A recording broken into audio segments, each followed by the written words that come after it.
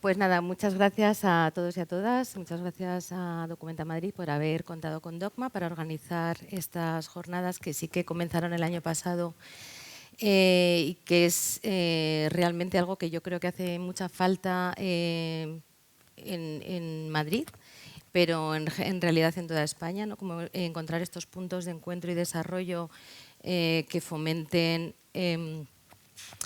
el que nos encontremos y reflexionemos sobre el estado del cine documental concretamente, porque cada vez se abren más espacios dedicados a la cinematografía, pero faltan espacios en los que hablemos específicamente de lo que nos diferencia, de lo que nos hace distintos también, y es un espacio pues que ojalá llegue para quedarse. Es la segunda edición, como bien han dicho. Ya le hemos puesto nombre, apellido y lo hemos labelizado, ¿no? Eso ya es algo como para que se quede.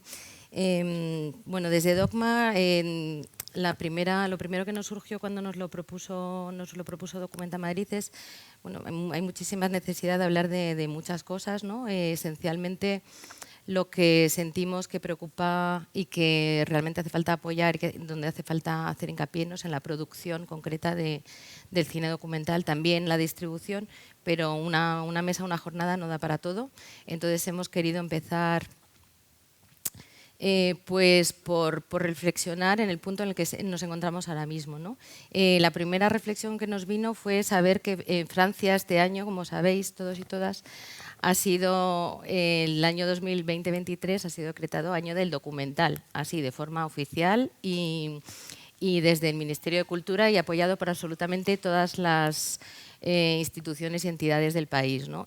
Cosa que obviamente nos produce una envidia terrible, pero también nos hace preguntarnos cómo se llega ahí, ¿no? Cómo llega un país a apoyar desde el público hasta todas las instituciones este tipo de cine, ¿no? Y por eso queríamos, bueno, empezar la reflexión desde lo más grande, desde lo que nos rodea, también estando rodeados, también estando cerquita de Portugal, pues es una cinematografía a la que tenemos mucho cariño y que tenemos muy cerca y que también desconocemos mucho, ¿no? Entonces queríamos empezar sabiendo qué ocurre alrededor nuestro, para después acercarnos a hablar sobre lo que realmente qué es el cine documental, ¿no? Sobre las distintas formas, o sea, qué es lo que nos diferencia como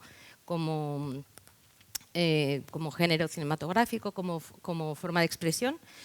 Y luego establecer un diálogo y un espacio que esperamos que crezca a partir de aquí y que empiece a hacer red con todo el territorio nacional, bueno, que hagamos red con el internacional. Eso también está el programa Media aquí presente, que vincula a toda Europa y al que también tenemos que tener pues más acceso, y esperamos que ahora nos cuenten también cómo llegar a Europa, ¿no? Salir de aquí.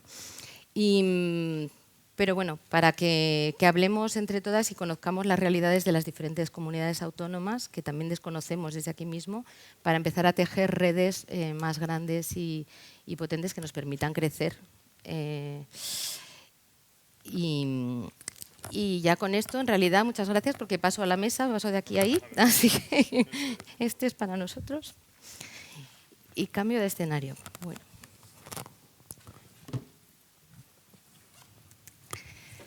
Pues nada, como decía ahí mismo, bienvenidos y bienvenidas, muchas gracias. Muchas gracias a nuestros ponentes por estar aquí hoy.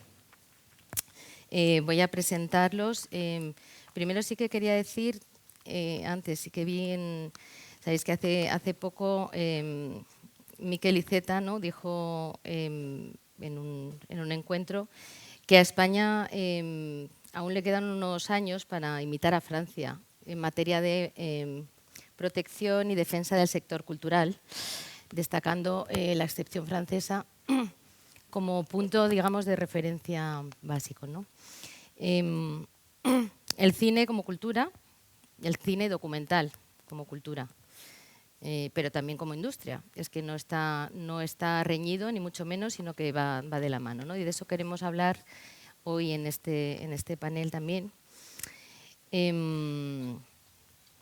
Y para ello, bueno, pues tenemos a tres personas. Tenemos a Rémi Lenné, aquí a mi derecha.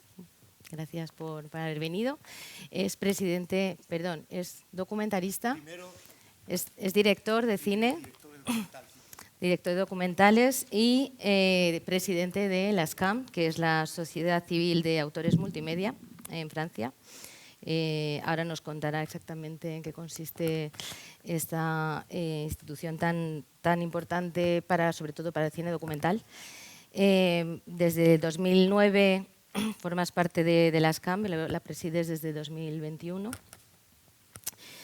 Como documentalista y reportero empezaste en televisión y desde hace más de 20 años alternas producciones televisivas con películas también más intimistas o películas de corte más creativo, ¿no? Ahora nos cuentas un poco también tu experiencia de la que podamos aprender.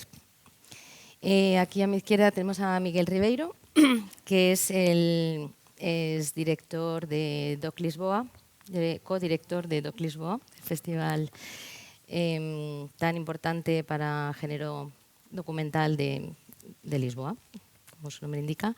Y también forma parte de la junta directiva de Apordoc, que es la Asociación Portuguesa de Documental, y que nos aportará su experiencia también a partir de estas formaciones. Vienes también de colectivos artísticos anteriores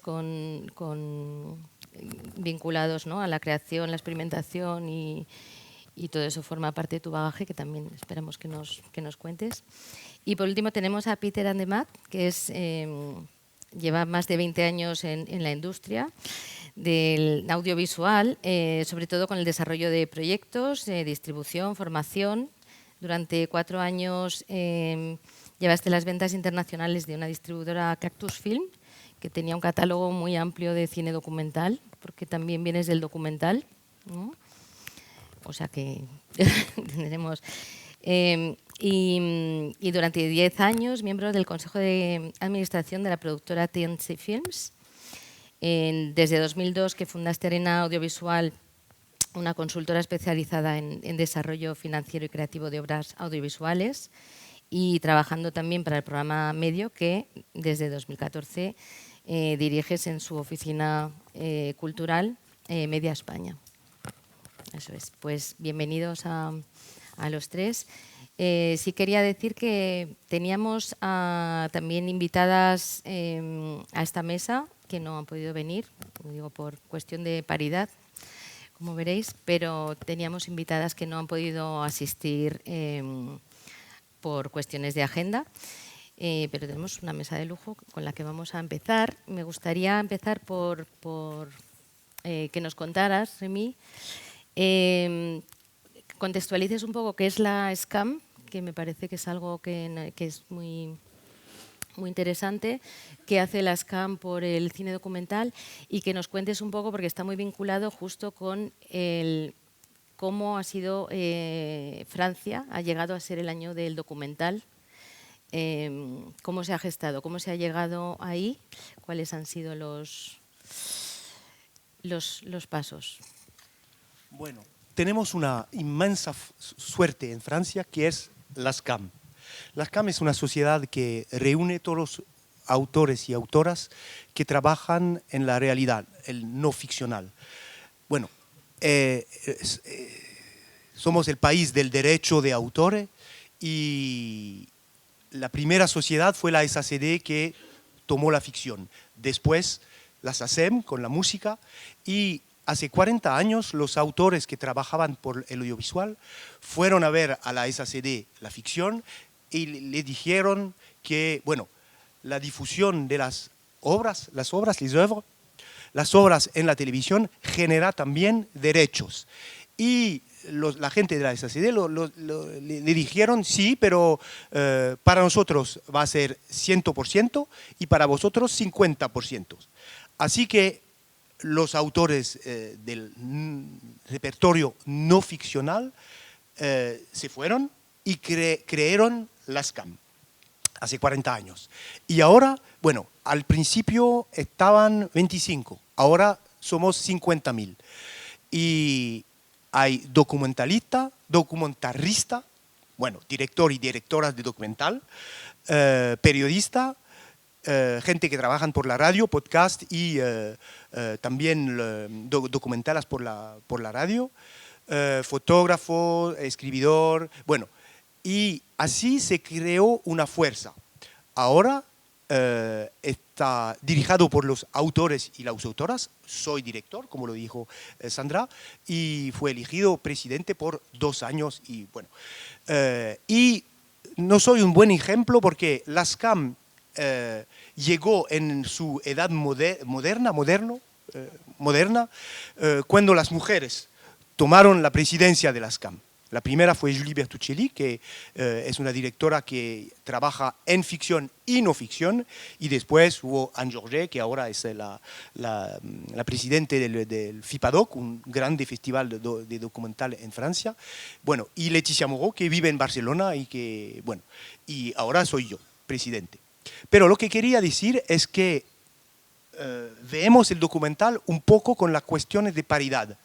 Hay la fuerza de la ficción y al lado, como decía José Luis, el hermano pobre, ¿no? Del cine, que es el documental.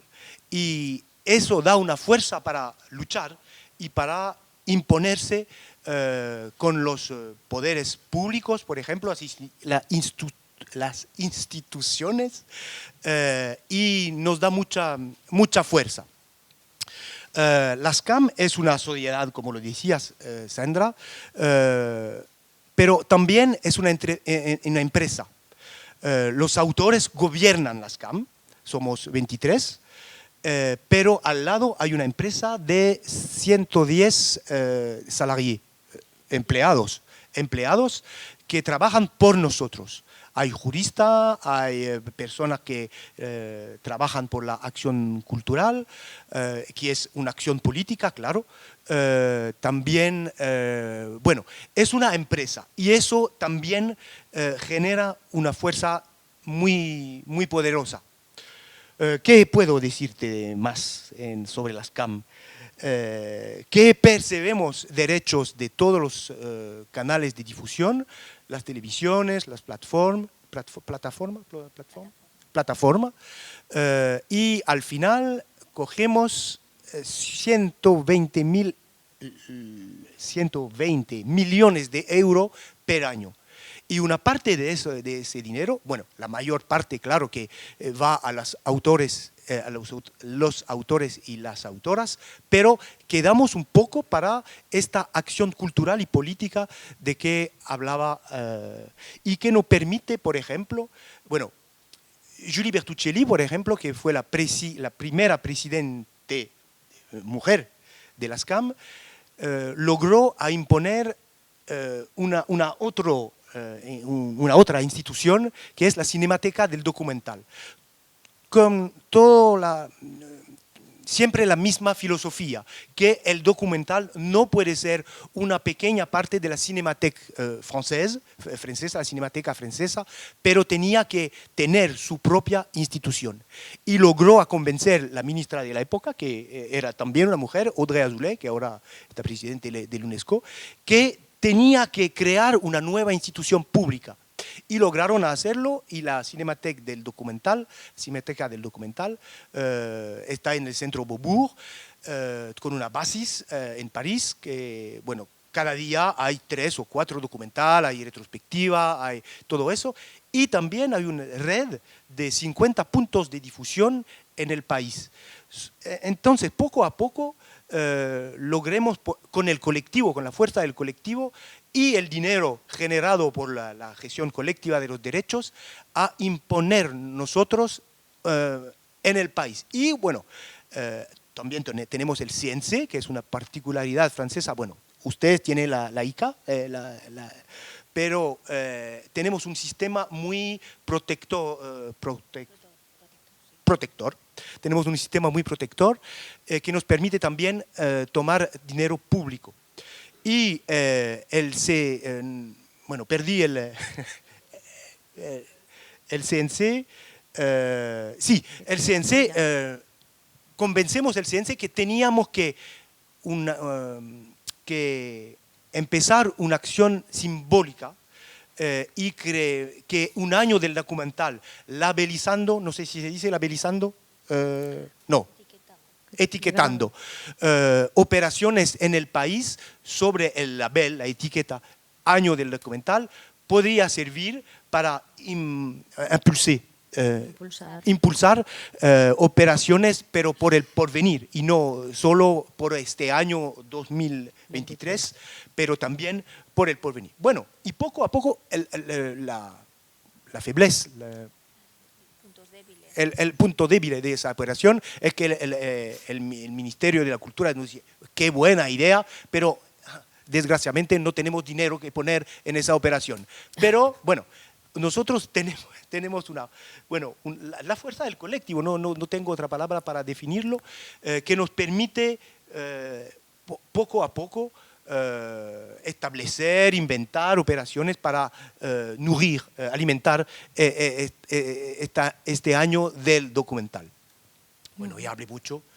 Bueno, pero es que me parece muy interesante y muy pertinente lo que dices, ahora seguimos, la importancia de, primero, el origen un poco de todo, de cómo el documental en Francia consigue independizarse, ¿no?, de la ficción o crear un espacio distinto a la ficción, porque es algo que yo creo que ocurre a nivel mundial, el que el documental se plantea como algo más pequeño. Siempre el documental tiene menos dinero por ser documental, tiene menos ingresos, tiene menos ventanas de difusión, cuando es un género que precisamente ahora está creciendo, ¿no?, a nivel de público, a nivel de demanda, también está consiguiendo llegar a más espacios, pero eso no se consigue solo, eso se consigue a través de pedir o de hacer ver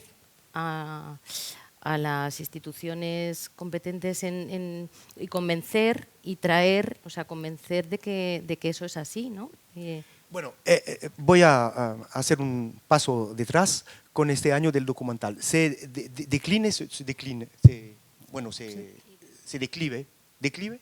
Qu'est-ce que vous voulez dire exactement? Ça se décline sur 3 fronts. Sí, se declina. Se desarrolla en tres frentes, en tres puntos principales. Sí. Político, profesional y público.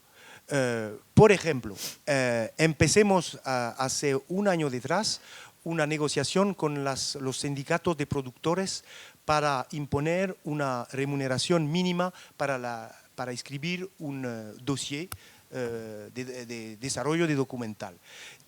Antes no había ninguna regulación, y la mayoría de los autores y autoras trabajaban gratis para escribir el primer dossier. Entonces empecemos negociaciones con las organizaciones profesionales de producción y logremos establecer una remuneración mínima para escribir un dossier documental, 2.000 euros. Y es el mínimo del mínimo, pero eso fue importante por el símbolo que la escritura es un valor importante. Y bueno, fue duro, pero logremos afirmar ese contrato, ese acuerdo con los sindicatos de productores, y ahora, bueno, va a entrar en la ley. Entonces, poco a poco regulamos el sector, y el mensaje muy importante con los políticos es decir que, bueno, no es un macroeconomía el documental. Claro que la ficción es mucho más fuerte en temas de dinero, de chiffre d'affaires. Sí, de cifra Volumen de negocio. Volumen de negocio. Pero la fuerza del documental es que no se puede delocalizar. Y por ejemplo, las discusiones que tenemos con las regiones, la Bretagne, por ejemplo, es una región que apoya mucho el documental, entienden les élus. los poderes públicos, los cargos electos públicos. Entienden que esos empleos ligados con el documental no se pueden deslocalizar. Y eso es muy importante también. Entonces, eso es por el aspecto político y profesional. Y también hemos desarrollado negociaciones con las televisiones, con los festivales, para que, bueno, pongan en la luz el documental un poco más este año que los otros años. Y eso es por el público. Por ejemplo, France Télévisions, que es el grupo público de televisión en Francia, van a poner una noche de las estrellas. Las estrellas de las CAM es un programa que nos permite de dar premios a documental que son un poco los mejores de la producción del año. Bueno, por ejemplo, van a hacer una noche de las estrellas. Eso es claro que es simbólico, pero poco a poco sirve a decir el documental es importante, tiene su público y también es una fuerza. Ok, es una microeconomía, pero es una economía muy importante. Fantástico. No sé si fue claro. Sí, sí. Perfecto, así para abrir boca, muy bien, nos quedamos ya con las ganas. Y pues vamos a pasar a Miguel, que nos cuentes un poco, por favor, cómo está así la situación general ahora mismo para el documental en Portugal, que sin esta excepción cultural que tiene Francia y que le permite también, bueno, hay que abrirlo. Ahí, ahora ya. ¿Ahora sí? No. No. Vale. Ahora sí. No. Tampoco. ¿Ahora sí? Sí. Hola, buenos días y gracias por la invitación a participar. Siempre me parece que suma mucho cuando nos encontramos de diferentes lugares a compartir experiencias. Ahora escuchando del trabajo que hace SCAM, bueno, en realidad Portugal está bastante más para atrás, pero porque también hasta hace relativamente poco tiempo vivíamos en una situación en que desde el punto de vista de financiación al cine, el documental no existía como un género, o sea, como una línea de apoyo. Y fue precisamente en ese contexto que se creó Apordoc, la asociación de que hago parte. En 98 se creó por un grupo de directores de documental, de productores, distribuidores, o sea, gente que estaba trabajando con el género documental, pero sintiendo y comprendiendo que que acceder a financiación a través de las líneas generales del Instituto de Cine no funcionaba. Y entonces la única forma de financiación venía siendo la televisión, la televisión pública, que también en ese momento tenía otra lógica de financiación, en ese sentido más directo en los años 90, pero con lógicas y con deseos de producción que no eran los del documental cinematográfico. O sea, había directivas muy claras en relación a duraciones, temáticas, o sea, y no había como una libertad creativa de la misma forma que se encontraba en el campo de la ficción a través de las financiaciones del Instituto de Cine. Y entonces en ese contexto que un grupo de gente que estaba trabajando en ese momento, y bueno, y también ha tenido mucha parte el digital, la crecencia del digital, más gente accediendo a medios que permitían la producción, y entonces también a través de eso más deseo de desarrollo, de diversificación de creaciones. Y entonces con eso se crea Apordoc, que tenía como esta misión, este deseo de formar un grupo que pudiera demandar junto al Instituto de Cine, al Ministerio de Cultura, que se creara líneas específicas de financiación de documental que hasta esa altura no existían.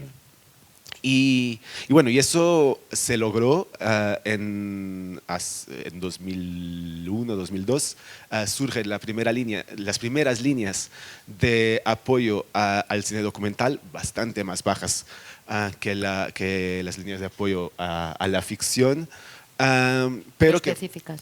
Sí, específicas, pero mucho más bajas que las de la ficción, o sea, porque está dividido en la misma lógica que la ficción, o sea, tienes apoyo a la pesquisa, apoyo a la producción, apoyo a la postproducción, o sea, pero dentro de todos estos niveles, sí es siempre como una quinta parte, o sea, si la ficción son 500.000 euros para la producción de una ficción largometraje, en el documental estamos en 120.000.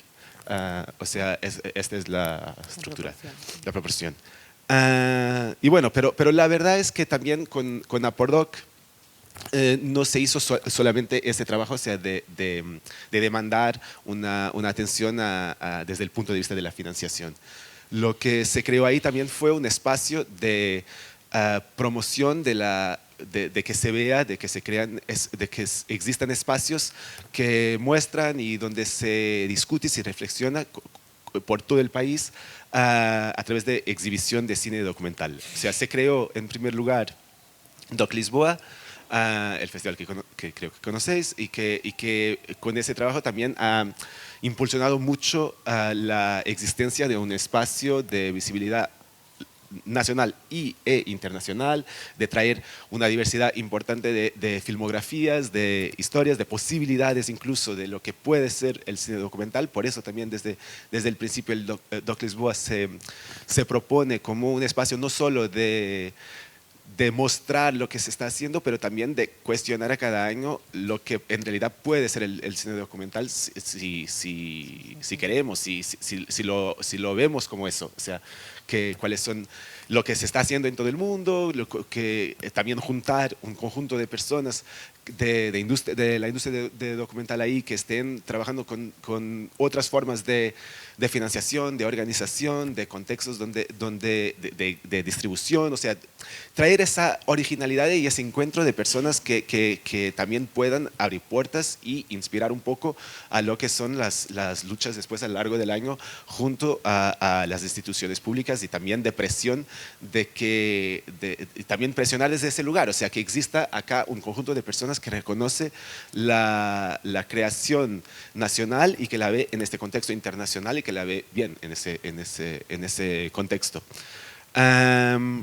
Y entonces, con la creación de esa línea, y esto también es importante, que cuando surge Apordoc en ese principio, surge también porque había dentro de la anterior ley del cine la idea importante, nos parece, de que la existencia de estas asociaciones con misiones específicas dentro del campo del documental podrían ser aliados para el desarrollo de diferentes aspectos de la creación cinematográfica. Y entonces Apordoc surge en esa línea y es financiada en ese momento por el Instituto Público, por el Instituto de Cine, y con eso también hay como había esta intención también desde un lugar de políticas públicas de que la gente se movilizara para organizar y defender un conjunto de ideas que después podrían o no ser apoyados a través de políticas públicas. Y esto funcionó así hasta 2011, cuando se cambió la ley del cine, y con eso también se cambió mucho lo que es la forma de funcionamiento de las asociaciones del sector cinematográfico. Porque desde ese momento se dejó de financiar las asociaciones para que existan y desarrollen libremente su plan de trabajo, y pasó a funcionar como para cumplir líneas específicas de lo que sea la política cultural en cada momento. En este momento, por ejemplo, Apordoc tiene dos líneas principales que nos parecen importantes, pero insuficientes, y con eso también, o sea, se generan nuevos desafíos. O sea, Apordoc en este momento, por ejemplo, es financiada para la formación de público, para el Festival Doc Lisboa, y después para la formación de públicos jóvenes y para la internacionalización del cine portugués. Pero, por ejemplo, hay un trabajo que seguimos haciendo y que nos parece como fundamental para generar ese grupo de personas que no trabajan con cine, pero que ven cine y que también son una fuerza muy importante en bueno, para mostrar a las instituciones públicas que hay gente que ve y que le interesa y que quiere ver más, y que la verdad es que ahí también se visibiliza la insuficiencia de cines en Portugal, porque todo está muy centralizado entre Lisboa y Porto. Bueno, primero en Lisboa, un poquito en Porto y después nada más. Y la verdad es que, por ejemplo, salió hace poco que 30% de la población portuguesa vive en una ciudad que no tiene cine, o que no tiene cine con proyección digitalizada. O que existen, por ejemplo, algunas casas donde aún se podría proyectar 35, pero las copias tampoco circulan tanto. Y entonces, mostrar cine contemporáneo en estos lugares con una proyección de CP se ve como imposible.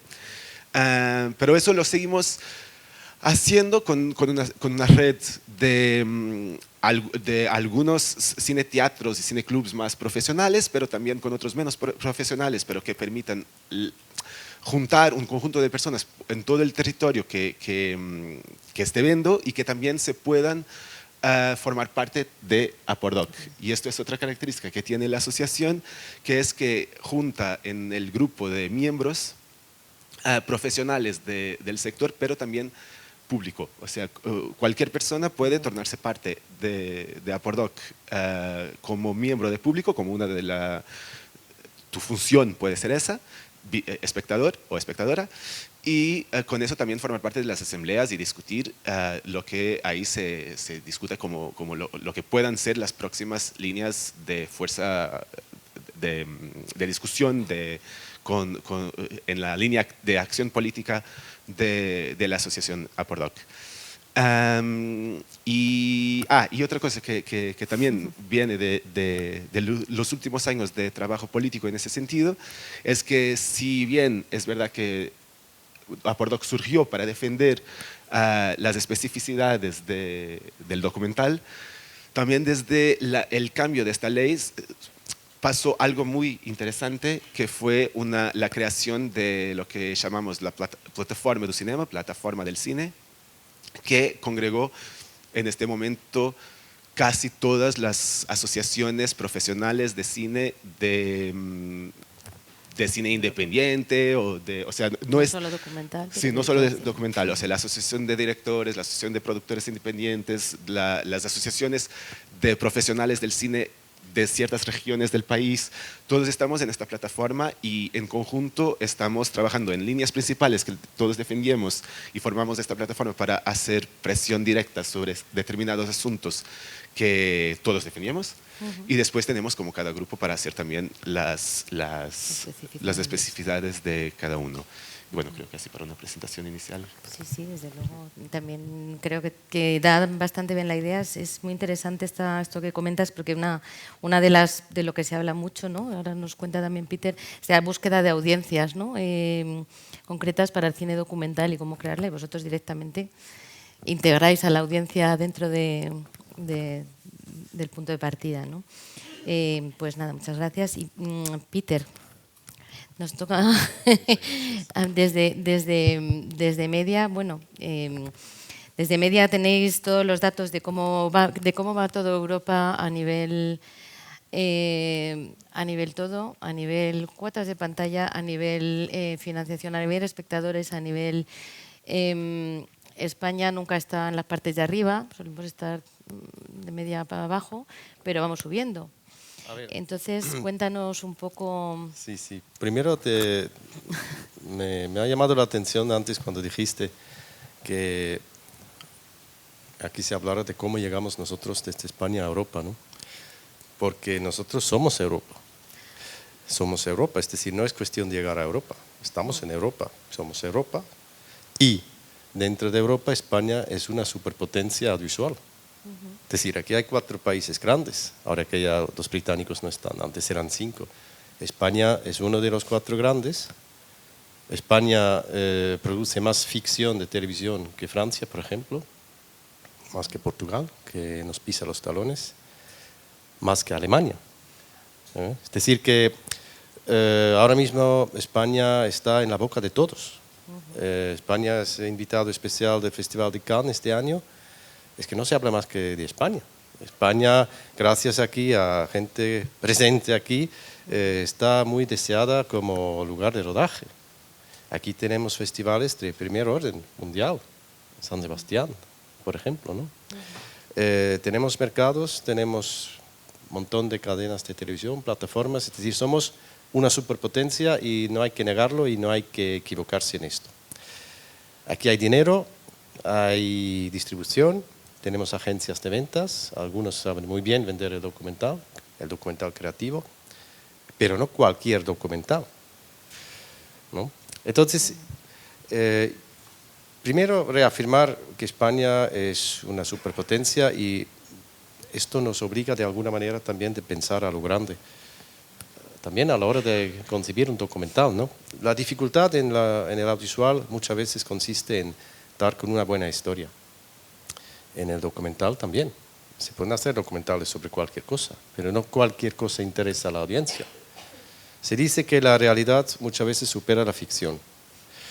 Y en mi experiencia, cuando tú te topas con una historia o un personaje que supera la ficción, es cuando tienes una historia que justifica hacer un documental. De estas historias vemos muchas y hemos visto muchas. De hecho, en mi inicio en esta industria como agente de ventas, nosotros teníamos un catálogo de 300 películas de todo tipo y de proveniencia, americanas, europeas, asiáticas, etcétera, etcétera. Y la única película de este catálogo que me hizo llorar fue un documental, precisamente. Fue el documental The Times of Harvey Milk, de Rob Epstein, que ganó el Oscar a Mejor Documental en el 84. Que es una historia bueno, sobre un asesinato de un alcalde homosexual en San Francisco. Es decir, ya de entrada tenemos ahí unos ingredientes bastante digamos, de mucha chicha, ¿no? Temáticas muy fuertes y una historia increíble y unos personajes fascinantes, ¿no? Y curiosamente, después, creo que 30 años después, se hizo la película Harvey Milk con estrellas de Hollywood y no tiene ni la mitad de la fuerza que tenía el documental. Es muy llamativo esto, porque el documental, cuando está bien hecho, es irresistible. Que nadie puede negar que esto lo que ves es una mentira, porque es una realidad, pero contado desde un punto de vista artístico, ¿no? Nosotros en Media hablamos del documental creativo, y el documental creativo, a diferencia del documental divulgativo, lo que tiene es una visión autoral, donde un autor o una autora pues pone su mirada sobre un asunto que tiene una relevancia social, cultural, que tiene que ser emotivo, tiene que ser interesante y, si cabe, también sorprendente.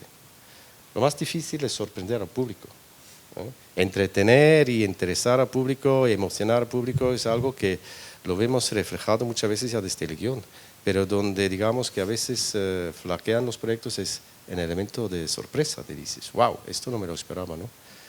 En el documental pues hay que buscar esta sustancia. Y luego hay que darse cuenta también que el documental, que últimamente ha ganado premios importantes, el Festival de Berlín, el Oso de Oro, ya ha ido varias veces a un documental creativo en los últimos años. Entonces, hay que darse cuenta que estos documentales que tienen esta fuerza, no solamente de seducir a una programadora de un festival, sino también a la audiencia, después tener una vida larga en las diferentes pantallas de todos los tamaños, a veces necesita un poco de inversión también, ¿no? Es decir, que documental creativo en Europa, para ir a algunos datos concretos, lo que vemos nosotros en Media tiene unos presupuestos muy distintos. Es decir, que tenemos 3 franjas de presupuestos. Una es de entre 150.000 y 300.000 euros para un documental, que se hace en régimen de coproducción internacional muchas veces, entre países de diferentes tamaños. Es que, digamos que es quizás el grueso. Yo diría que el 60% del documental en Europa que tiene una potencialidad internacional cuesta entre 150 y 300.000 euros. Luego hay una segunda franja, de los 300.000 hasta 1 millón de euros, que son ya documentales que aquí en España, por ejemplo, se hacen muy pocas veces, aunque se han hecho. Es decir, aquí grandes autores como Lee o como Saura, por nombrar solo 2, han tenido pues, la posibilidad de hacer documentales con presupuestos importantes, que después también ha tenido una distribución muy seria a nivel de festivales y en el circuito comercial. Y luego hay la otra franja de 1 millón para arriba, donde no hay tope. Hemos visto documentales que han costado 3 millones de euros, uno que yo recuerdo, More Than Honey, un documental suizo, costó algo menos de 3 millones de euros.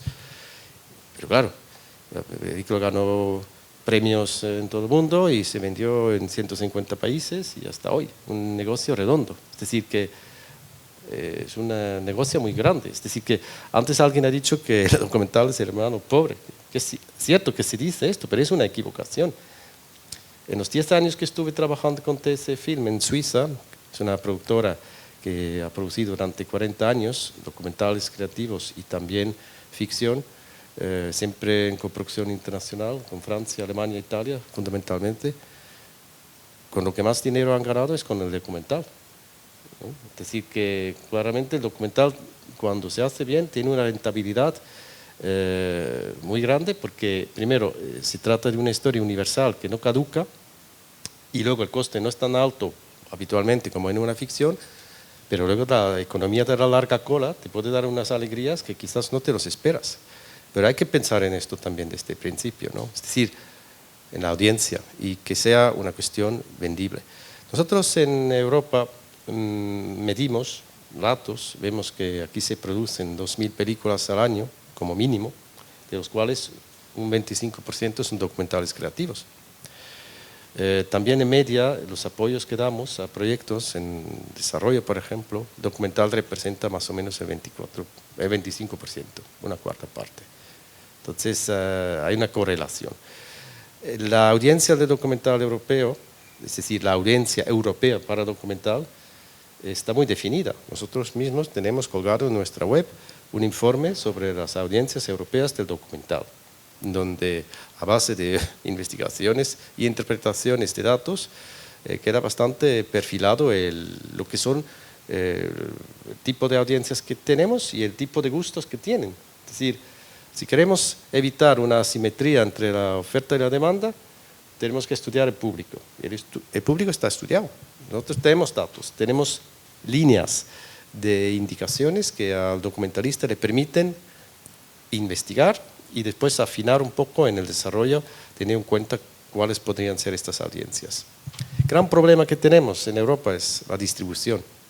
Es decir, que hay un cuello de botella en todas las pantallas. Para empezar, en el cine es terrible. Muchísimas películas no se llegan a estrenar, entre ellos también muchos documentales, en salas. Luego tenemos cuello de botella también en pantallas pequeñas en las plataformas, por las propias políticas de adquisiciones y producción de las plataformas.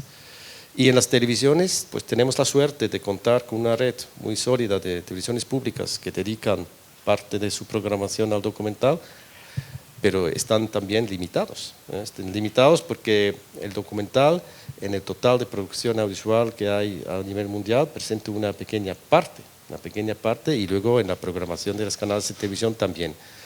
Y luego hay unas superpotencias, que son los que venden documentales a peso. Los americanos, por ejemplo, son bastante buenos en esto, y ellos también pues, venden lógicamente a nuestros canales públicos.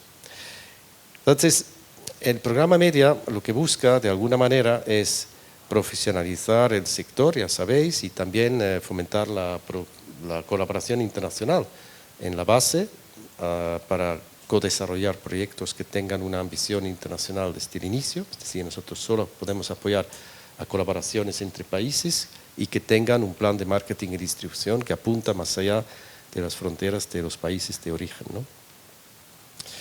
Y luego pues trabajamos en la promoción muy fuerte, ¿no? A través del apoyo que damos a festivales y mercados, y luego ya en la distribución, porque apoyamos tanto al distribuidor de cine como al agente de ventas que maneja también el documental.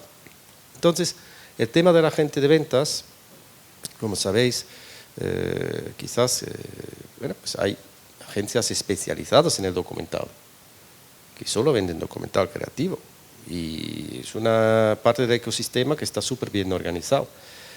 Nosotros tenemos también en nuestra web una guía de agencias de ventas europeas, entre los cuales hay algunos que son muy fuertes en documental y otros que solo hacen documental. Pero hay que saber trabajar con ellos desde el principio, ¿no? Siempre digo que el agente de ventas hay que invitarle a la mesa del desarrollo. Ya desde el desarrollo hay que interactuar con ellos porque ellos tienen una visión muy clara de por dónde van las tendencias en cuanto a la necesidad de los compradores, saben muy bien los festivales cómo funcionan y además tienen una idea muy precisa sobre cómo financiar una obra visual, entre ellos el documental. Pero hay que acercarse a ellos muy rápidamente, ¿no? Nosotros también tenemos un vídeo en nuestra web sobre cómo hay que trabajar con los agentes de ventas, porque realmente casi en la totalidad de las consultas que tenemos en nuestra oficina o en cualquier oficina media que hay en España, que somos 4, pues sobre todo los documentalistas, curiosamente, vienen con proyectos interesantes, pero sin haber consultado su potencial valor de mercado con ningún agente de ventas. Es sorprendente, porque se supone que vamos a festivales y mercados, encuentros como este, donde los agentes de ventas muchas veces están presentes, pero no nos hablamos. Entonces, en media estamos tratando de hacer ver al creador y al productor toda una especie de sistema horizontal y vertical que empieza por la idea y acaba con la exhibición en salas o donde sea, ¿no? Pero todo está conectado. Nosotros lo que ofrecemos es un sistema de ayudas que empieza por la información, precisamente, ayudando a la gente a tener una idea precisa de lo que está pasando, la formación profesional, formación continua para gente que, por ejemplo, documentalistas que pueden ir con sus proyectos a talleres que estamos organizando para acelerar sus proyectos y para también actualizar su conocimiento y compartirlo con otros y encontrar socios, el famoso networking, ¿no? Es un nivel muy importante. El networking también se hace en eventos tipo mercados y festivales que también apoyamos y específicamente los del documental. Y luego están las ayudas, lógicamente, que damos para el desarrollo y también la producción del documental, que yo creo que son ayudas que, bueno, ahí están, son relativamente fáciles de obtener siempre y cuando tengas un proyecto que es potente y lo haces desde unas compañías que son creíbles y que también son potentes y sobre todo hasta cierto punto ambiciosos, ¿no? Luego, me gustaría, y con eso termino, también decir que en España no solamente somos una superpotencia visual, sino además en animación somos como el número 5 del mundo y el número 3 de Europa, es decir, que tenemos un tejido muy interesante de animación. Y lo digo porque la animación y el documental creativo se casan muy bien. Rob Epstein, que en el 84 hizo una película maravillosa y donde todavía la animación había entrado en el documental, pues 30 años más tarde hace otro documental sobre uno de los poetas del Beat Generation, el famoso escritor de la poesía Hole, que era en su momento una especie de vulgaridad, un escándalo, porque hablaba de cosas muy fuertes sexualmente hablando, era como un caso de un borracho recitando Hole todas las noches en unos bares de Estados Unidos, hasta que tanto él como su publisher, el editor, acabaron en un juicio, que era una cosa muy tremenda, ¿no? Entonces Epstein, después de 30 años y haber ganado un Oscar, va y hace una película documental, otra vez, historia increíble, personajes increíbles, y además lo hace mezclando material de archivo con reenactment, ¿no? Es decir, cogiendo a 2 o 3 famosos actores para que actúan o recrean parte de la realidad y como tercer lenguaje visual metido dentro animación. Y otra vez Festival de Berlín, premios, etcétera, vendido internacionalmente. Aquí en España se hizo un documental en animación que yo recuerdo que se llamaba 30 años de oscuridad, algunos quizás os acordéis, un documental creativo sobre la Guerra Civil Española hecho en animación. Y era uno de los, y sigue siendo uno de los documentales de España que más ruido ha hecho a nivel de premios y de ventas. Entonces, yo creo que aquí también la cuestión es entender dónde estamos, ¿no? Es decir, el documental en España tiene un papel yo creo que en potencia.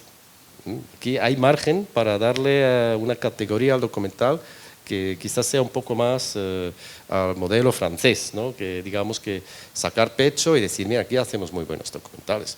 Pero luego también hay que, yo creo que ser consciente de dónde estamos y los recursos que tenemos y quizás pensar un poco, oye, ¿y este documental por qué no lo hacemos con animación?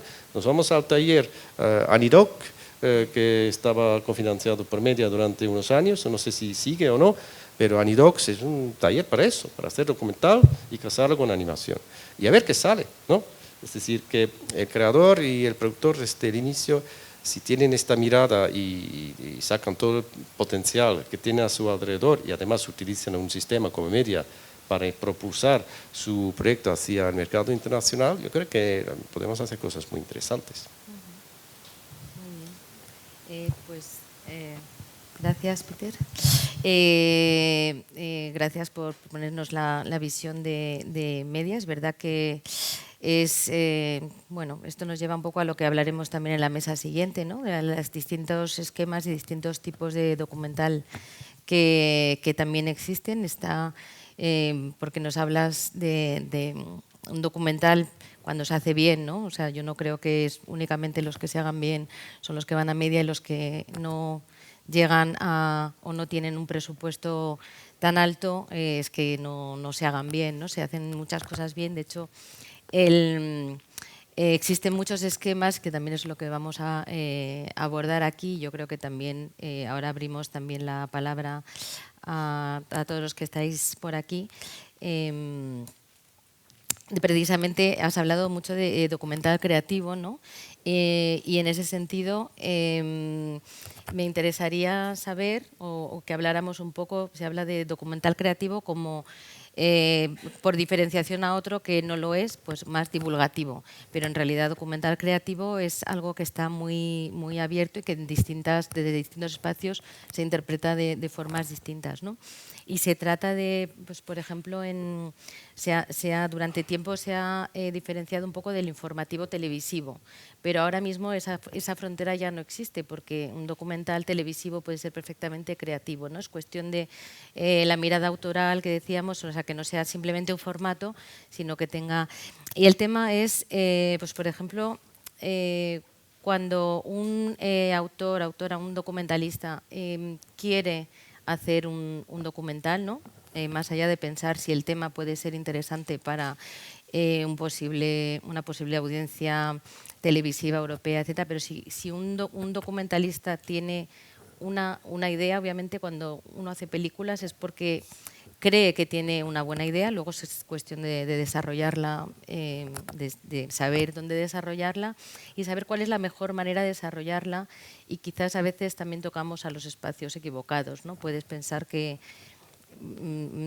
hay diferentes formas de acercarse o de, bueno, ahora con lo que decía Miguel también, ¿no? De distintas... que juntáis también en Doc Lisboa, para hablar de distintas formas también de producir, de mostrar, de llegar a audiencias distintas, porque el cuello de botella está ahí para todos y no todo el mundo va a llegar a una televisión o ni tampoco hace falta, y tampoco a lo mejor tenemos ese documental concreto, ¿no? Entonces, bueno, a la hora de financiar, que es lo primero que se pregunta un documentalista, yo quiero hacer un documental, ¿dónde encuentro financiación, ¿no? Según el documental que tengo en Francia, sí que existe esta diferenciación en las ayudas o en la forma de abordar esta producción entre documental televisivo, documental creativo. Bueno, hay varios temas en su pregunta. Primero, estoy de acuerdo con Peter que la potencialidad del documental es tremendo. No sé cómo te dice. Bueno, tremenda.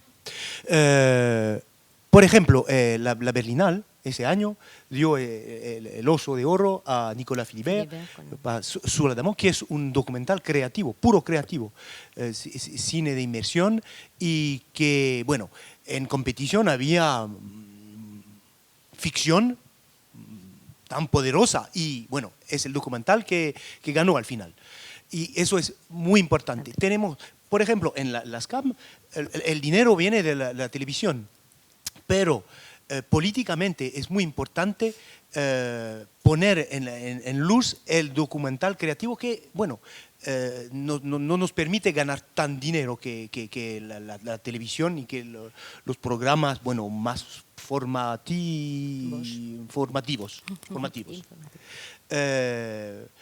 Y bueno, si tienes una idea, una buena historia, y el más fácil es convencer una televisión de financiarlo, porque es rápido, tienes interlocutores natural que pueden poner dinero, pero después es una lucha para imponer el género creativo del documental. Porque claro que las personas que están cargadas de programa en las televisiones quieren, dicen, tomar la mano del público y tomar la mano. Yo tengo 59 años ahora y no me gusta que me toman la mano. Prefiero que me muestran una idea, una película y bueno, soy grande y puedo hacerme, Sí, tú mismo. tengo mi propia idea y basta. Pero es una lucha, claro que es una lucha. Y si quieres una libertad máxima, bueno, a lo mejor la sala es mejor. Tenemos varias bolsas para empezar un proyecto. Nosotros, las CAM, tenemos dos sources de financiamiento. Dos Fuentes, fuentes de sí. financiación. Dos fuentes de financiación, que es la televisión, bueno, como le he dicho, y también un impuesto que es la copia privada. Que es una microtaxa, Una tasa. Microimpuesto. un microimpuesto sobre todo el material tecnológico que permite copiar a las obras. Y eso nos da no lejos de 5 millones por año. Y bueno, damos una parte a los autores, a las autoras, pero quedamos una parte para financiar bolsas, también festival. Y, por ejemplo, tenemos una bolsa que se llama Brouillon d'un rêve, que, bueno, no me recuerdo, como brouillon, como se dice. Borrador para un sueño. Borrador de un sueño. Bueno, damos sin... ¿Cómo decías, Miguel, ayer? Perdido. A fondo perdido. A fondo perdido, si lo quiere. 6.000 euros a un autor, una autora que quiere escribir un documental. Y eso es abierto a todos los autores y autores del mundo. Ustedes que vienen de España pueden Postular. Pueden presentar su candidatura. Sí, pueden Sí, postular. a esa bolsa. Y eso permite antes de decidir si van a la televisión o van al cine, se puede, bueno, te da la libertad de escoger, pero después. Y también el CNC hay una bolsa muy importante. Brouillon d'un rêve es 6.000 euros, pero el CNC va hasta 20.000 euros. Es un fondo que se llama el Fondo del Apoyo a la Innovación. Y eso es para los autores y autoras. Y no es necesario decir al principio si es una película para el cine o para la televisión. Y eso da una libertad al principio del proyecto y es muy importante. Pero el aspecto político es que nosotros en la CAM, bueno, el dinero viene de la televisión, pero tenemos que pelear, que luchar para que el documental creativo y lo más original posible sea también visto. Por ejemplo, Anne Georget, que era una de mi predecesora a la presidencia de las CAM, logró, negociando con France Télévisions, tenemos un CAS, Una casilla. una ventana en la... Sí, un una apartado ventana. destinado Sí, que se llama 25 nuances de matices, 25 matices del documental. y que propone, hay 20 o 25 películas por año y que propone puros documentales de creación. Y eso lo logremos tenerlo de France Televisión, que claro, como todas las televisiones del mundo, le prefieren programas más fácil, bueno, dicen que es más fácil, pero lo que quería decir también es que esta época, pienso a Nicolas Philibert y Sur la Daman, nos profite, Sí, nos es ventajosa. nos permite dar fuerza, porque con la inteligencia artificial, con todas las cuestiones, la pregunta sobre la realidad, etcétera, etcétera, un buen documental con la mirada de un autor o una autora es tan importante. Y la Berlinale nos dio un regalo tremendo dando el Oso de Oro a Philibert. No sé si... Pero entonces, sí, para volver un poco a la base, entonces esa financiación, o sea, existen ayudas al desarrollo, digamos, de proyectos, Sí. más o menos a fondo perdido, para empezar a desarrollar de forma Sí. más libre, ¿no? Sí. El proyecto. Claro Pero- que es duro pero porque, después- bueno, el desarrollo de un documental a veces dura 2, 3 años y tiene que, bueno, tiene que comer y tiene que hacer comer tu familia y claro que es una lucha permanente, pero es una lucha y bueno, hacemos películas, yo hace 30 años que vivo del documental, entonces es posible. También gracias Peter, que hablaba yo hablaba de una microeconomía, pero el máximo el documental que hice con el budget Presupuesto. ¿cómo se dice? Presupuesto. Más importante fue 600.000 euros, que es importante por un documental. Pero era un documental europeo que, bueno, la productora fue a buscar fondos en toda Europa, también media. Claro, es una vía de financiación posible, pero hay otras y sobre todo cómo acaba el documental de creación. O sea, al final, bueno, ahora cuéntanos un poco en Portugal también a la hora hablabas de la línea de documental creativo, ¿no? También como posible vía de desarrollo de distintos esquemas de producción. Buscar la coproducción también, que es importante para media, ¿no? Y de la que también podemos hablar porque es algo curioso que siendo España y Francia países vecinos y pegados no se dan demasiado las coproducciones, ¿no? entre estos países, entonces también saber un poquito por qué. No sé, Reflexionar. pero a lo mejor Miguel tiene una respuesta. Bueno, yo empezaría primero por otra cosa, que es, yo creo que, por ejemplo, en el caso de la forma de financiación del cine portugués, se vienen trabajando mucho las coproducciones también a causa de que la financiación en Portugal no es suficiente para completar una película muchas veces. Entonces, sí que se coproduce bastante, no se coproduce tanto con España ¿no? cuanto se debería, se coproduce mucho con Francia, se coproduce, bueno, con Francia Más. porque hay un fondo luso-francés, un fondo especial para las coproducciones Portugal-Francia. Se produce también bastante con Brasil, con el cual también tenemos ese fondo de coproducción directo. Bueno, ahora volvió, porque durante el gobierno de Bolsonaro no estaba, pero ahora ya volvió y va a volver a existir un fondo específico para estas coproducciones.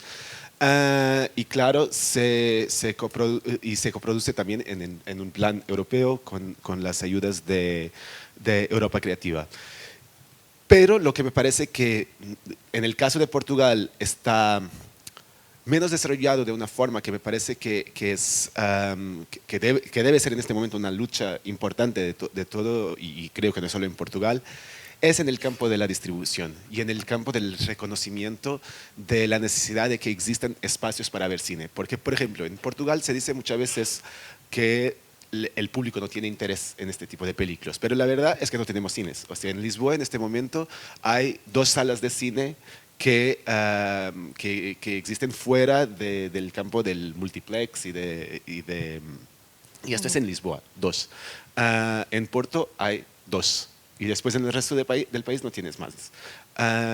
Entonces hay como esta, y esto para mí es lo que tiene que venir de una decisión de política pública, de que existan espacios donde a partir de eso podamos realmente clarificar si hay o no hay interés, porque por ejemplo, este cine portugués que se hace y que conocéis, tiene una dimensión de público mucho más impresionante afuera de que localmente.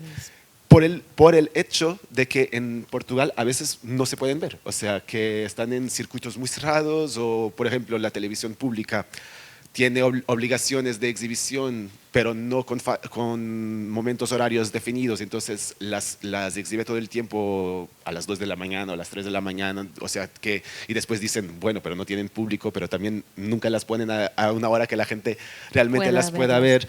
Y entonces hay como, y esto sí me parece que es algo de un nivel de política pública que necesita movilización, porque es a partir de ahí que después sí podemos... yo a veces digo que me gustaría un intento, como una experiencia, que era de pegar en una de estas películas, darle como el dinero que se pone para la promoción de Avatar o algo, solo para una, y permitirle que ponerle como pósters en toda parte y autobuses y no sé qué, y a ver lo que pasaría. Y yo creo que la verdad es que sí, es que esa película se vería un montón, porque la verdad es que el marketing es importante, es lo que claro, también a lo que vuelve. porque la verdad es que llegar. muchas veces estamos con niveles estamos realmente con niveles muy diferentes de presencia y de promoción, que no están siendo apoyados al mismo tiempo que se está apoyando en la fase de la producción.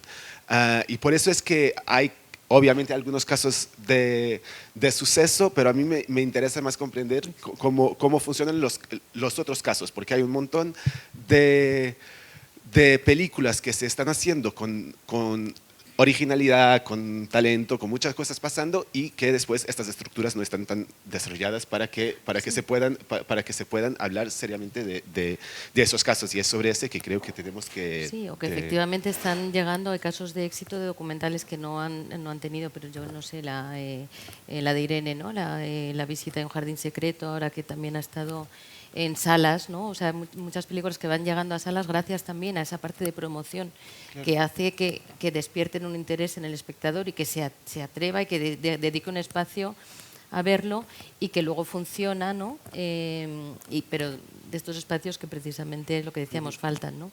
También la cuota de pantalla o sea, el hecho de que en Francia la cuota de pantalla es simplemente de películas francesas, no solo documental, pero es del 40%.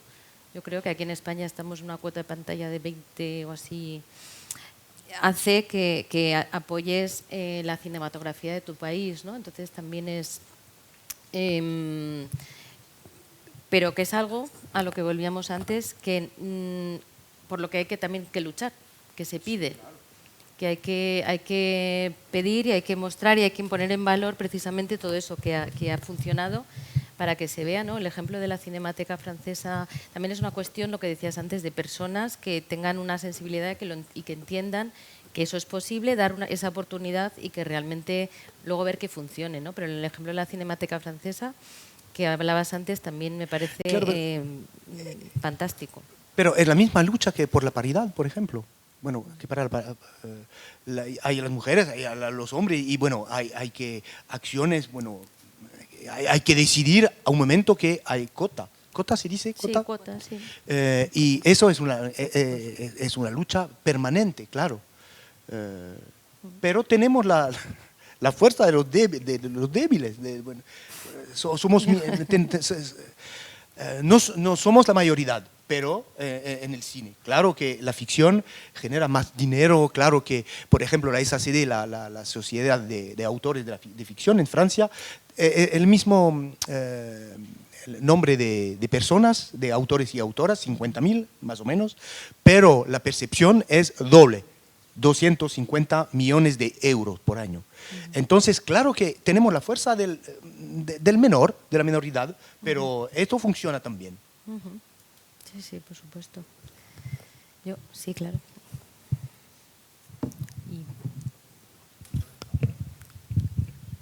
Ya está, yo creo. ¿Ya está? Sí. Perfecto. Mira,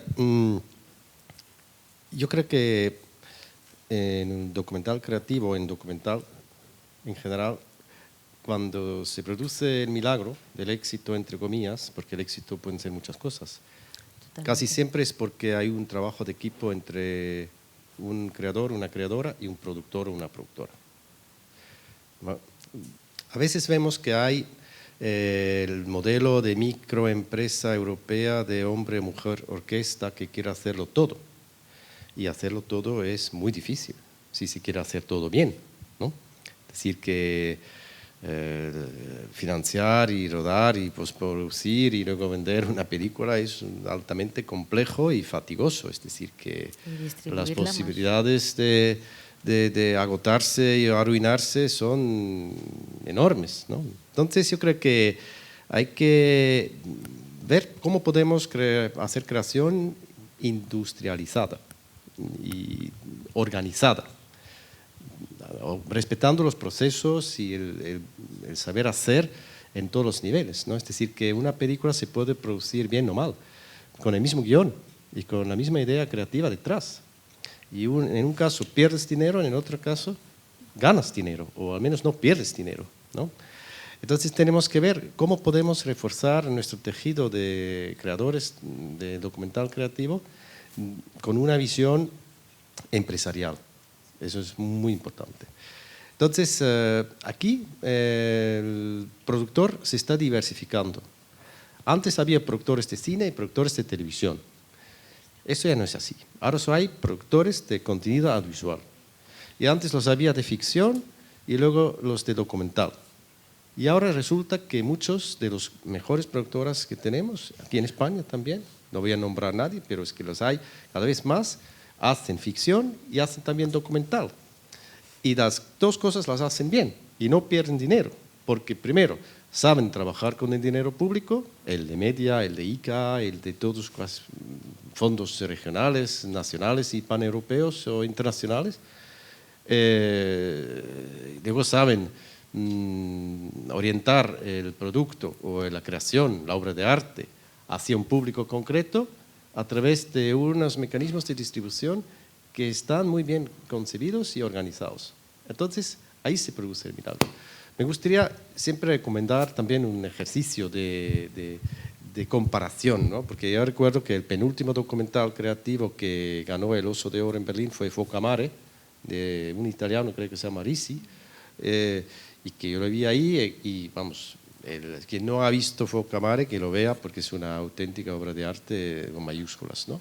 Pero en el mismo año, y tenía ayuda de Media al desarrollo, ¿no? Muy importante.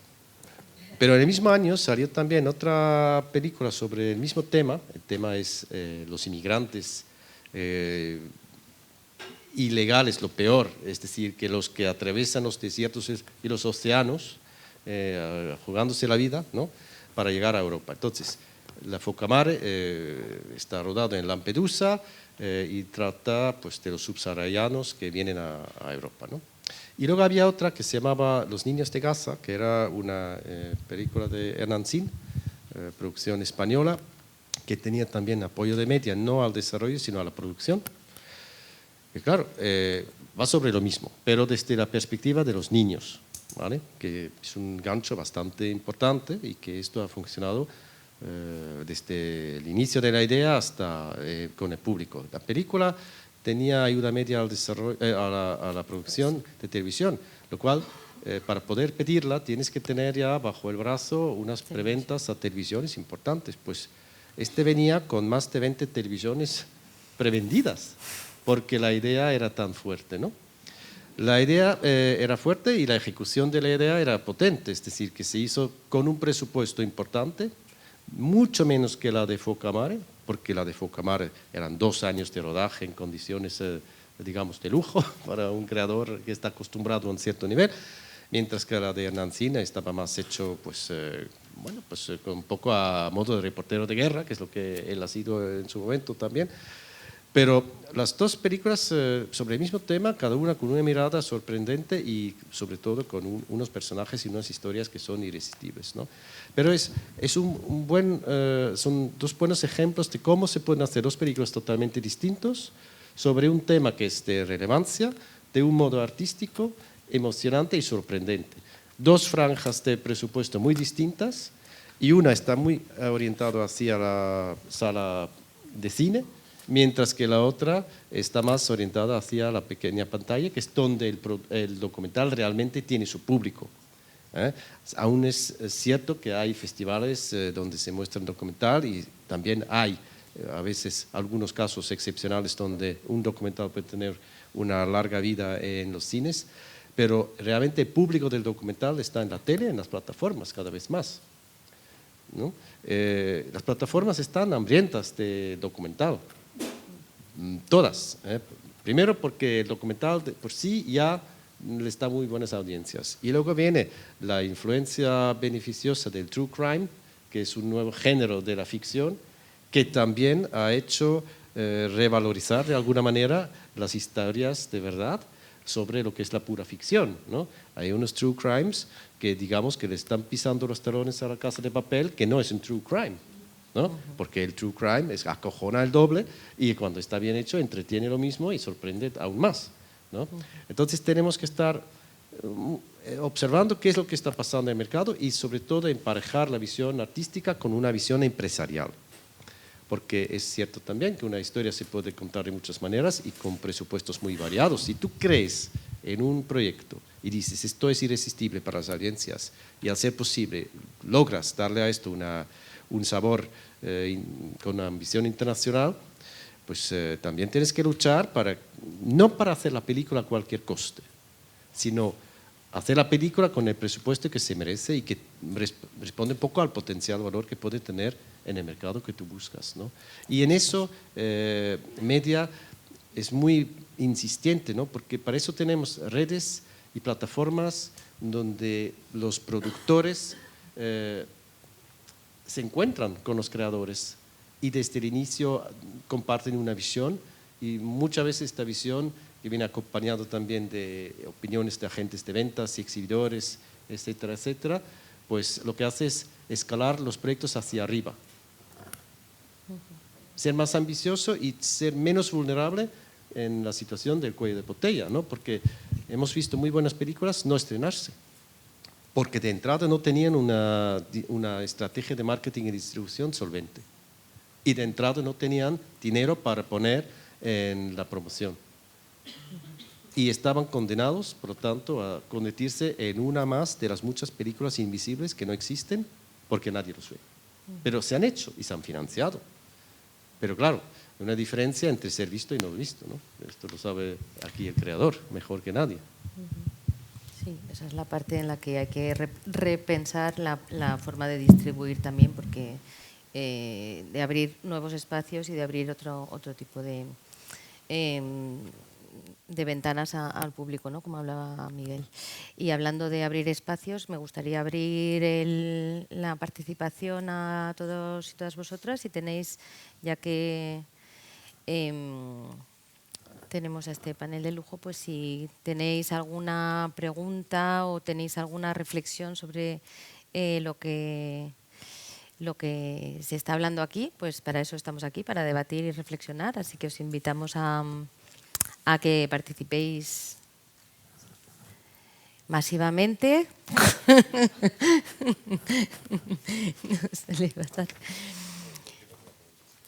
Sí, claro. Sí, con micro. Mira. Hola.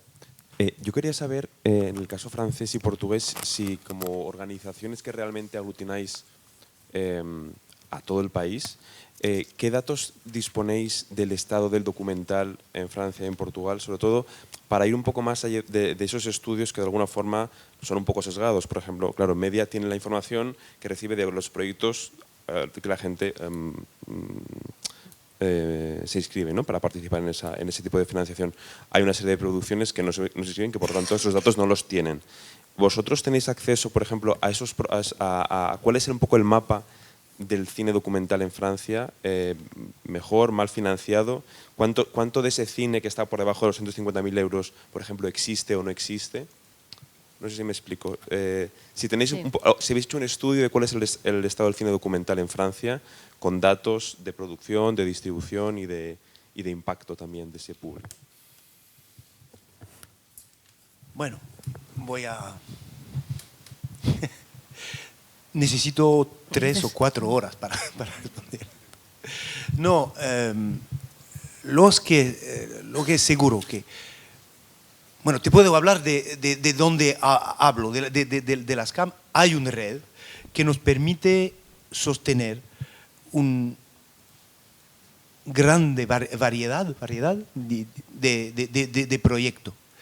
Bueno, por ejemplo, Peter hablaba de Fuoco Amare, tengo un otro ejemplo al otro lado, que una autora, directora, bueno, con una pequeña cámara, siguió una mujer joven que tenía 23 años, que, bueno, se fue de la ciudad para instalarse en el campo, en Bretaña, y siendo hierbas.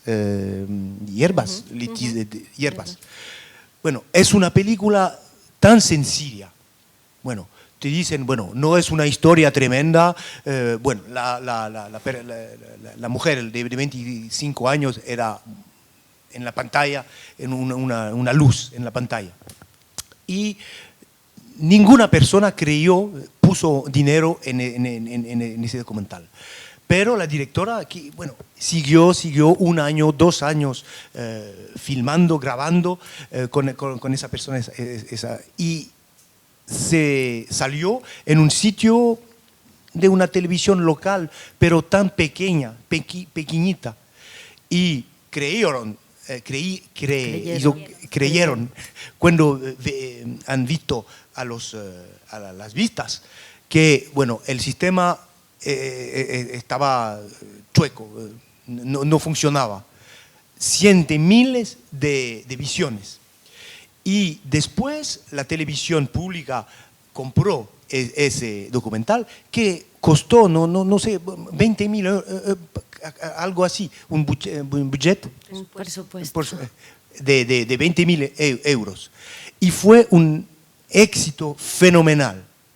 Pero al otro lado te puedo hablar de películas que costaron 100.000, 500.000 o 6.000, 600.000. 600.000. Y bueno, que lo han visto cientos de personas. Es difícil dar una idea del paisaje global del documental. Porque el documental, bueno, hay tanto, no hay modelo, y también es una inmensa libertad que nos permite, desde un punto de vista económico, pero también creativo, que nos permite un panel inmenso. Entonces es difícil dar respuestas. Sí, pero a nivel de cifras, ¿no? Decías.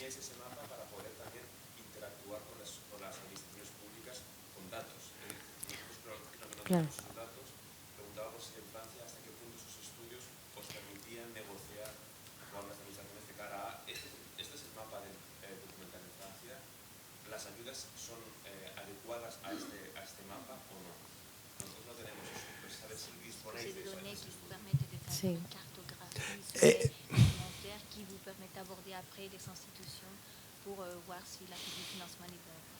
Bueno, también es una cuestión de coyuntura. La coyuntura. Coyuntural. Por ejemplo, el presidente del CNC, ahora, que se llama Dominique Boutonnat, bueno, es un productor de documental al principio.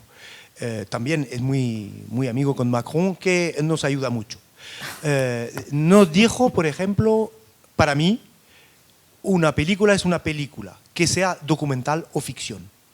Y eso nos ayuda, porque claro que te puedo dar datos, pero no soy seguro que te dan una idea muy precisa de cómo el documental se desarrolla en Francia. Hay la televisión, hay el cine, claro que es más poderoso, estoy de acuerdo con Peter, en la televisión, porque luego tienes millones de espectadores, que en sala un documental, que bueno, que el más, ese año, el año pasado teníamos La Panthère des Neiges, la Pantera de la Pantera de la Nieve, Nieve, sí. no sé si es el mismo título en España. Bueno, logró a 800.000 espectadores en sala. Pero es excepcional, claro que es excepcional. Hay uno todos los 2 o 3 años que logra ese nivel de popularidad. Lo más importante es la televisión. Y claro que tenemos datos en la televisión. Por ejemplo, France Télévisions tiene por la ley la obligación de poner 100 millones de euros en la producción de obras original, creativa, etcétera, etcétera. Bueno, juegan con eso, ponen una parte en documental y una parte en magazine. En programas. Programas. Programa de flux, no sé Sí. cómo se dice. De flux, qu'est-ce que vous voulez dire? Programa, magazine, actualidad, current affair. Programas de actualidad, entretenimiento. Pero eso es una fuerza para nosotros porque France Télévisions sanctuarize. Sí, Centraliza. no, crean como un... Es una protección para el documental en Francia que France Télévisions tiene que poner 110 millones de euros en la producción de documental. Es como una barrera de protección, que es un cinturón protector. Eso mismo. Y también tenemos Arte. Arte es un canal muy poderoso de producción de documental que nos ayuda mucho en la televisión y también en sala. Pero France Télévisions fue coproductor de Sur la Dame, el documental de Philibert que ganó el Oso de Oro en Berlín. Pero es un red tan... No te puedo dar datos, te puedo dar cifras. Por ejemplo, France Télévisions pone, y creo que tenemos 2.000 documentales que salen a la televisión por año. Pero no soy seguro de las cifras, pero sí, pienso que algo así. Arte, France Télévisions con 5 cadenas, y France 5, Francia 5, no sé si es la traducción exacta, pero es la cadena documental. Entonces producen mucho y eso da benzina en el sistema, claro que da benzina. La gasolina. Pero también al otro lado tenemos festival muy que difusan documentales experimental, el Cinéma du Réel, por ejemplo, que nosotros apoyamos con dinero de la SCAM, pero toda la programación del Cinéma du Réel, creo que no hay una película que se va a la televisión. ¿Entiendes lo que quiero decir? Entonces, hay una inmensa variedad de géneros, de obras, y es difícil dar datos precisos. Sí, pero bueno, sí que es, yo creo que en lo que decías, ¿no? Ese interés, que puede tener interés el saber cuántas películas se han creado realmente 2000 como por año. producción, con qué presupuestos de más de, o sea, como conocemos los presupuestos altos, conocerlas de presupuestos bajos, cuáles han sido sus ventanas de difusión al final, si han sido teles locales, si han sido espacios, centros culturales, si han sido espacios más pequeños, cuál ha sido, para conocer un poco más el mapeo real, digamos, de todo el espectro de cine documental, ¿no? Yo creo que va por ahí tu pregunta. También tenemos la protección del CNC con las televisiones locales, porque si, por ejemplo, una televisión local pone 10.000 euros en un proyecto, eso permite levantar fondos del CNC y al final puedes lograr reunir 100.000 euros con las regiones, con el CNC y con el investissement. La inversión. La inversión inicial de una televisión local que es muy pequeña. Entonces, tenemos la suerte en Francia de tener un sistema que es muy protector.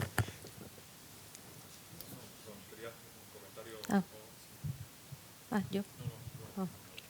Vale. Pienso que he terminado.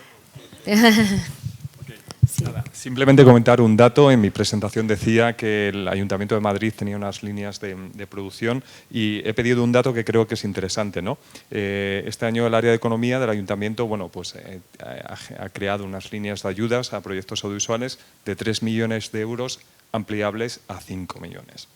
En la línea 1, que es de producción y desarrollo, pues de las 105 solicitudes, 43 son documentales, los que se han presentado, que creo que es un dato importante. Y en la línea 2, esta línea tiene 2 millones de euros ampliables, y en la línea 2, que es de distribución y promoción, de las 49 solicitudes, 15 son documentales, que también creo que es un dato interesante. En esta ayuda se ha destinado 1 millón de euros de ampliables hasta, insisto, hasta 2. Gracias, Raúl. Sí, está claro que en este contexto, o sea, partimos de que se está apoyando a nivel, yo creo, general, a nivel estatal, a nivel europeo, desde luego, al audiovisual. España, como decías al principio, se está posicionando como un hub, tiene desde la idea de convertirse en este hub europeo, ¿no?, del audiovisual, y está poniendo en marcha desde la nueva ley del audiovisual también muchas iniciativas, y precisamente en ese contexto es donde desde Dogma, desde Documenta Madrid y desde estos espacios queremos reflexionar sobre la parte que tiene el documental en este nuevo espacio que se está dibujando, y donde queremos también hacer crecer y que se ponga bien en valor todo el potencial de documental, y que se trate de forma un poco también específica y deje de y que pronto, en vez de 45 pues sean más, y que realmente luego consigan, ¿no? Una cosa es presentarse y luego es conseguir la ayuda. Esos son también espacios distintos. Yo solamente quería decir que desde el punto de vista en España nunca ha habido tanto dinero. Nunca. Yo llevo casi 30 años trabajando en España, desde España, y nunca ha habido tanto dinero como ahora en España y también fuera de España. Entonces, esto es una ocasión única en el tiempo que yo llevo en esto para pensar a lo grande. Es decir, que lo de pensar a lo grande se dice rápido y pues, un poco panflético quizás, pero es que ahora, si hay un momento para pensar a lo grande, es ahora, desde la creación. Porque aparte de que hay mucho dinero, es que nunca ha habido más canales de televisión, más plataformas, más ventanas, más todo. Y el público se ha multiplicado. Antes había mucho menos público, ahora el público está por todas partes. Entonces ahora es un momento donde hay demanda, donde se puede pensar a lo grande, etcétera, etcétera.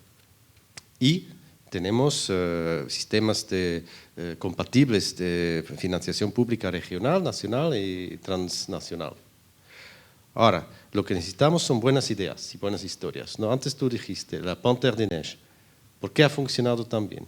Aparte que es una historia preciosa, formalmente es cinematográfica, a no poder más, sobre un tema que es absolutamente, que te entra en los huesos, ¿no? Porque estamos hablando del planeta, lo que estamos haciendo con el planeta, sobre las maravillas de la naturaleza, etcétera, etcétera.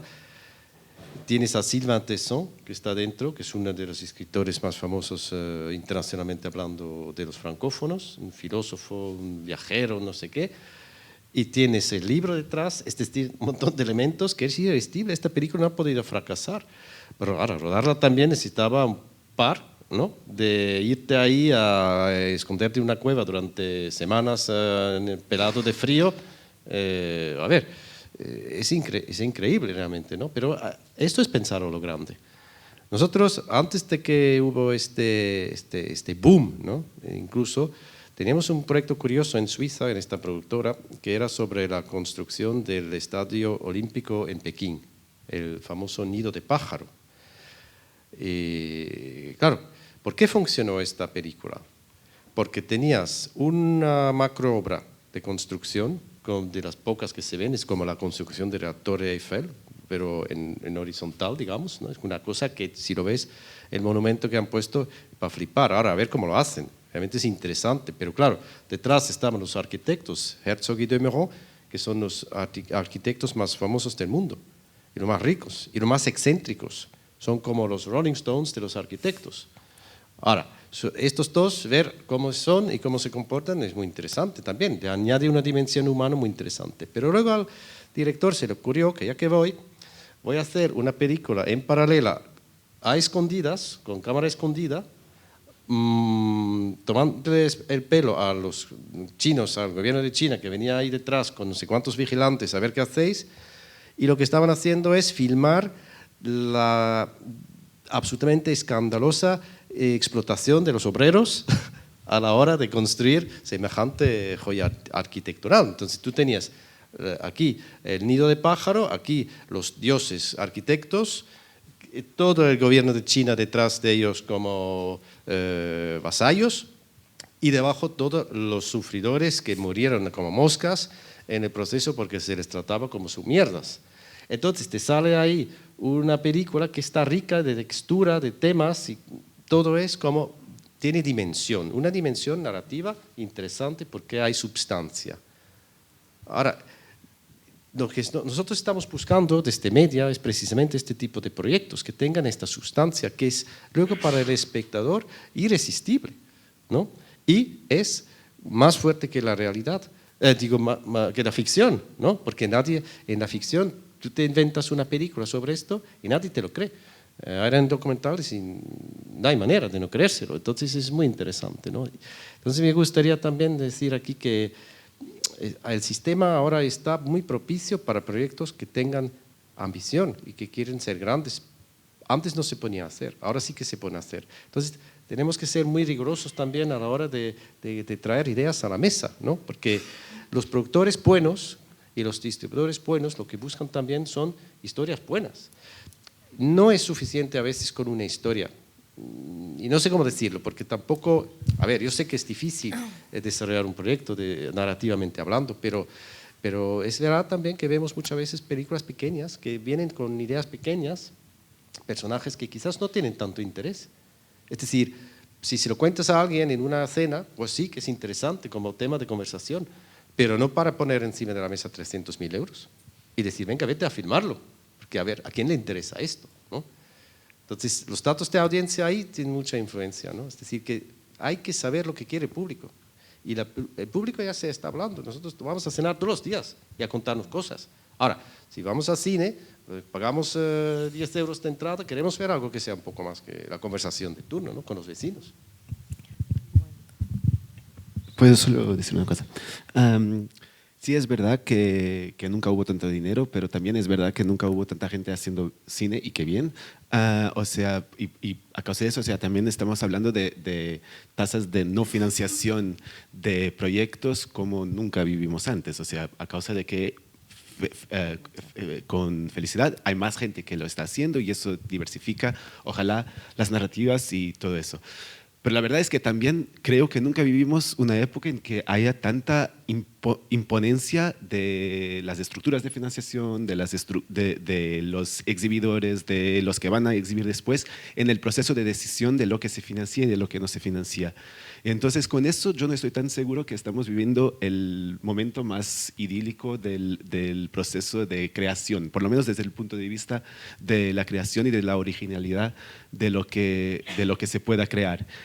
Y eso viene mucho también de de lo que quiere ver el público, porque yo creo que hay muchos públicos y que hay mucha gente que quiere ver otras cosas y que a mí me preocupa un poco esta idea de que hay esa idea que toda la gente la va a querer ver. No, o sea, eso no existe y no existe, y lo que sí existe es la necesidad de crear de que se puedan crear cosas con la películas con la diversidad suficiente cuanto la diversidad de la gente y que la gente se pueda encontrar no solo los personajes y las historias, pero también las formas formales de relación con un objeto cinematográfico y que también ser sorprendido desde ese lugar que solo es posible si hay la capacidad de crearlas y que quizás no son para cientos de personas, pero que bien, que se puedan ver y que se puedan discutir en otros tipos de contextos y que eso pueda sumar y pueda también inspirar a que alguien invite a otra persona y que con eso también se generen otros espacios de ver películas. O sea, sí. Sí. Mira, yo estoy de acuerdo contigo en dos cosas. Primero, que nunca ha habido más dinero, pero también nunca ha habido más competencia. Porque es verdad que la gente está tirándose al ruedo para ver si pueden levantar su película también. Hay muchísima competencia. Ahora el número de solicitudes se está disparando en todos los niveles, ¿no? Eso es así. Y lo segundo, a ver, ¿cómo debe uno comportarse para hacer frente a esta competencia? Es ser mejor que los demás. Es decir, nosotros nunca vamos a fomentar el desarrollo de más de 400 y pico proyectos al año, de los cuales un 25% es el documental, ¿no? Y claro, tenemos que decir que no a un montón de gente porque nuestro dinero está limitado. Pero entonces, si quieres llegar a este dinero de media en este caso, pues tienes que hacer los deberes, tienes que ser mejor y más profesional que los demás. Y es así. Y si tu proyecto tiene que ser original, diverso, da igual. Y además nosotros, como somos defensores de la diversidad cultural europea, y en general, pues queremos que haya voces muy complementarias, muy distintas, ¿no? Es decir, estamos buscando esto, ¿no? Voces únicas, que algo que dices, wow, eso no me lo esperaba. No queremos crear tendencias a seguir, porque ya sabemos que el que sigue la tendencia a veces se equivoca porque pues, ahí está la trampa, ¿no? De pronto hay un aluvión de proyectos X, porque X ahora está de moda, ¿no? Etcétera. Pero yo creo que sí que hay que ser más profesional, hay que remar mucho y sobre todo pues, convencer en el discurso de marketing y distribución. Es un discurso que a veces es muy difícil de abordar desde el desarrollo, ¿no? Porque dices, venga, pero si estoy aquí pensando en cómo voy a arreglar la película a nivel de composición, etcétera, ¿cómo voy a tener un plan de marketing? Pero la experiencia nos dice que las películas y el producto audiovisual que mejor funciona en Europa viene de empresas que de alguna manera están disponiendo de fondos suficientes de desarrollo porque están integrados en algún grupo que tiene un modelo de negocio diversificado y muchas veces también internacionalizado. Entonces tienen un top-down de dinero de desarrollo y también de investigación de mercado que permite después articular planes de marketing desde un momento muy temprano. Porque claro, si tú vas a hacer una película como la de Panthère des Neiges, pues oye, el público ya estaba enterándose de esto mucho antes de que la película estaba rodada. Porque había un trabajo de editorial, de informar a la prensa, informar a las revistas del público, para crear ¿qué? Un ruido alrededor de un producto que es de estrella, en este caso es un documental de primer nivel europeo, ¿no? Pero está claro que para combatir la invisibilidad y todas estas cosas, lo que tenemos que tener desde el principio es saber cómo vendemos la mercancía al público y trabajarlo en los distintos canales para que se crean conciencias, para que los programadores de festivales ya te piden la película ellos antes de que tú se lo tienes que proponer. Y todo esto tiene un sistema, un mecanismo profesionalizado de estrategia, de táctica, que se puede aprender, porque es lo que se hace. Y los que ganan, los que llegan hasta el final del camino en condiciones óptimas son los que mejor y más profesionalmente abordan este proceso. Y ahí está el tema, yo creo que en gran parte. Y no hay excepciones para géneros ni nada. Ahora vais a ver proyectos que van a salir pronto al mercado, incluso españoles, que son sorprendentes, ¿no? Lo siguiente. Pero detrás siempre hay productores visionarios, por un lado, pero también muy meticulosos a la hora de hacer bien el proceso de financiación desde el inicio, contando también con apoyos de agentes de ventas, distribuidores, etcétera, etcétera, porque todo está conectado. Sí, sí, pero... Estoy de acuerdo con Peter con la profesionalización, pero la Panthère des Neiges, por ejemplo, no somos en una ciencia exacta.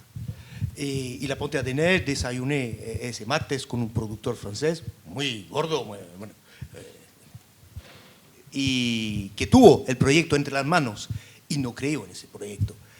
Incluso porque había Sylvain Tesson, todo lo que dijiste, pero él no creyó en este proyecto. Y bueno, se fue a afuera y bueno, encontró el éxito. Pero también es una fuerza. No somos trabajando en una ciencia exacta. Hay una necesidad de profesionalización, eso absolutamente, estoy de acuerdo contigo, pero también hay el riesgo, todavía hay un riesgo que no funcione Sí, bueno, y que no encuentre su público. Exacto, bueno, y es que hablamos de profesionalización como si hubiera una vía única, ¿no? Yo vuelvo otra vez a lo mismo, estoy de acuerdo en todo lo que dices, para un cierto tipo de cine en el que uno quiera entrar en ese tipo de competición, pero estamos hablando de unos procesos creativos mucho más amplios de los que hablaba más Miguel, de la creación artística y de la creación de cine documental, que no pretenda tampoco llegar y pasar por esos filtros ni busque ese nivel de profesionalización, y aún así puede ser profesional. Estamos hablando, yo creo, de que ahora hay más dinero, que haya más dinero para todos, no solo para ese nivel de profesionalización y que todo se quede ahí, como dices, también hay muchos más proyectos rechazados, y de lo que se trata es de profesionalizar los diferentes estratos con sus diferentes presupuestos o sus diferentes planteamientos, y que la producción en sí de cine documental sea sostenible en el sentido de que se sostenga, de que uno no pierda dinero, sino que pueda vivir de ese documental, que encuentre su público, porque ahí sí que estoy totalmente de acuerdo contigo en que el público, cuando se habla de público, ¿no? Es el público que hay con lo que le estamos dando. Si no le estás ofreciendo otras cosas, pues tampoco, o sea, el tirar de esos datos, ¿no? El hacer que el true crime de repente sea lo que funcione, y ya si no haces un true crime, entonces ya no puedes hacer documental, ¿no? Porque ya no te lo compra nadie. Yo quiero que me compren un documental, tengo que hacer no, yo hago un documental y es interesante, ¿no? ¿Puedo solo añadir una cosa? ¿Puedo añadir una cosa a lo que estás diciendo? Claro. Que sí, o sea, y yo creo realmente en la potencia de la promoción internacional desde antes. Y hay una serie, qué bueno que hay una serie de espacios que están trabajando en crear grupos que lleven a la financiación de proyectos, incluso con coproducciones internacionales, y que accedan a fondos. Y Europa Creativa tiene sido muy importante en la financiación de coproducciones de películas que se hacen en un otro camino y en un otro lugar. Pero a mí me parece realmente peligroso cuando ya estamos hablando de la financiación casi de un plan de marketing y no de una película, de un proyecto de cine. Y eso de la relación que se puede establecer desde un lugar de desarrollo de la película, con programadores de festivales, con sales agents, con distribuidores, se pueden hacer en espacios donde lo que se está movilizando es el interés por un camino creativo que no tiene que ver necesariamente con la estructura clarísima de cómo se va a desarrollar dentro. Bueno, todo esto es un plan de marketing, pero no es pero a mí lo que me interesa ante todo es y que me parece que debe ser valorado desde el punto de vista de la financiación, es qué está siendo desarrollado desde un punto de vista de utilización de herramientas cinematográficas para el desarrollo de un proyecto y de relaciones que pueda tener con el mundo en el campo del cine documental. Yo creo que el documental, como dice el amigo Remy, es un género donde la incertidumbre es un compañero de viaje permanente, ¿no? Porque nunca sabes si la pantera tiene ganas de levantarse o no esta mañana para ir a rugir, ¿no? Ahora, yo creo que lo que necesitamos en cada proyecto, antes de sobredefinirlo, ¿no? Y de perder la espontaneidad, lo que sí que necesitamos es saber dónde están los ganchos, algún gancho. Tenemos que saber los ganchos que nos pueden ayudar como una especie de energía direccional que nos permite romper barreras en todo lo largo del camino, ¿no?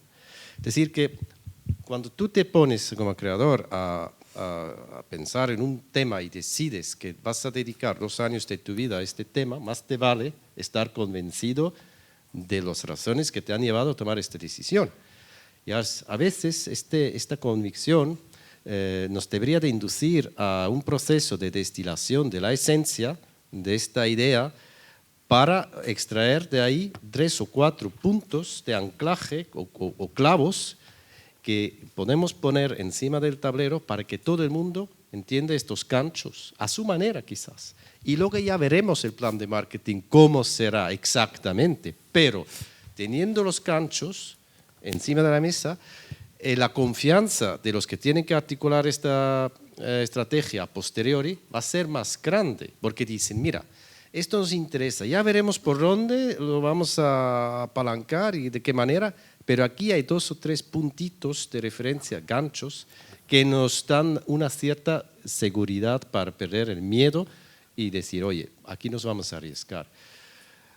No digo que todo tiene que estar definido desde el principio, ni nadie te lo va a decir, en ningún taller de encuentro, laboratorios colaborativos que tenemos organizados y cofinanciados por media, te van a dar una receta en el primer día y dicen, esta es la receta que hay que seguir. No, porque todos los que estamos trabajando en esto hemos vivido con mucha frecuencia y en muchos casos la experiencia de la incertidumbre como también un elemento pues, de grandísimo valor, tanto en la ficción, por cierto, también, como en el documental. Es decir, que los guiones no se escriben en un ordenador, los guiones se escriben en la sala de montaje, en el fondo, ¿no? El guión es una matriz y ahí debes de tener debajo una idea, una historia, unos personajes y todo tiene que estar bien escrito, pero luego a la hora de filmar, del primer día de rodaje hasta que se termina la película, todo puede cambiar bastante, pero si los 3 o 4 ganchos están bien puestos,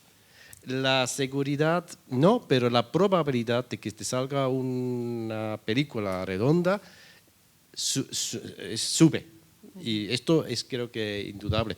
Ahora, aquí no se trata de matar la espontaneidad, aquí se trata de matar o de reducir las probabilidades de fracaso.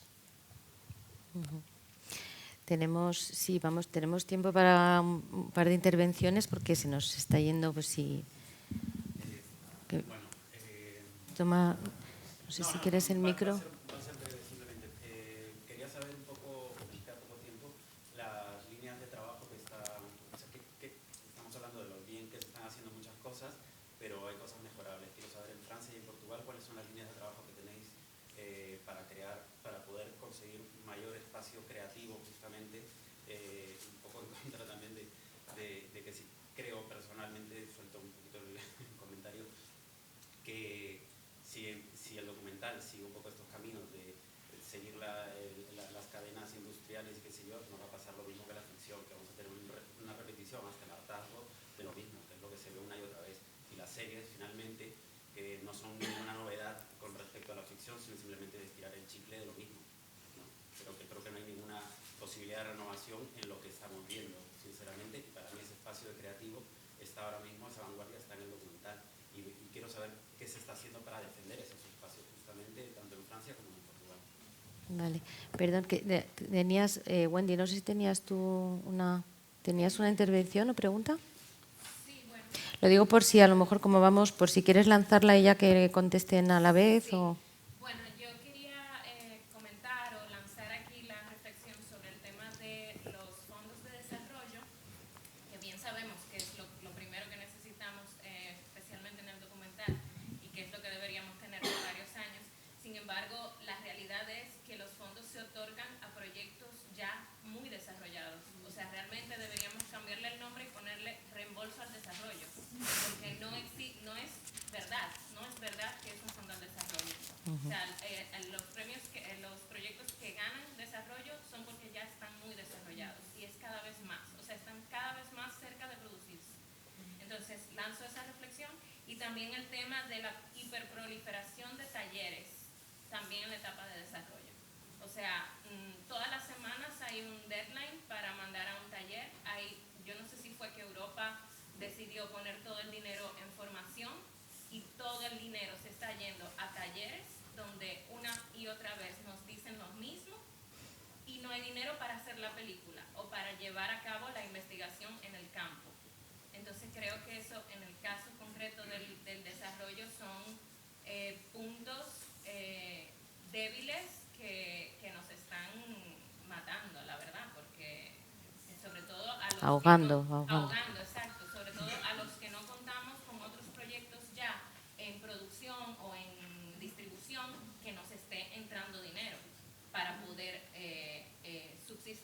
mientras hacemos el desarrollo de lo siguiente. Entonces, para arrancar está siendo bastante complicado. Vale, gracias. Pues yo creo que vamos a ir justitos de tiempo, pero si tenéis... Bueno, una respuesta rápida es un poco complicado, pero los temas que tenemos que luchar es la renovación. La renovación. La renovación de las escrituras. Claro que es importante, porque hay nuevos medios de difusión. Por ejemplo, vemos en Francia nuevos autores y autoras que escriben por internet. Tenemos un canal que ligado con France Télévisions, que se llama France TV Slash, que experimenta, ¿sí?